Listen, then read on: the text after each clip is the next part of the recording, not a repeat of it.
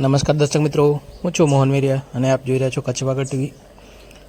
આ દ્રશ્યો આપણે વડોદરા શહેરના જોઈ રહ્યા છીએ।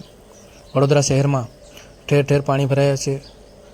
સમુદ્ર જેવો માહોલ વડોદરા સિટીમાં જોઈ શકાય છે। ખાસ કરીને સયાજીગંજ અને નીચાણવાળા વિસ્તારોમાં સૌથી વધારે પાણી ભરાયા છે। વિશ્વામિત્રી નદી બંને કાંઠે ફૂલ ચાલી રહી છે। ઉપરવાસમાં પાણી વધવાના કારણે એ પાણી વિશ્વામિત્રી નદીમાં આવે છે, જેના કારણે વડોદરા શહેરમાં એની અસર વર્તાય છે। જેના કારણે નીચાણવાળા વિસ્તારોમાં ઘરોમાં પાણી ભરાઈ ગયા છે।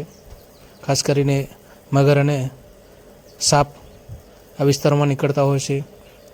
ખાસ કરીને જનતાએ મગર અને સાપથી ખાસ બચવું, એના માટે તંત્ર દ્વારા એલર્ટ કરવામાં આવ્યા છે અને કામ સિવાય ઘરથી બહાર ન નીકળવું તેનું ખાસ ધ્યાન રાખવું।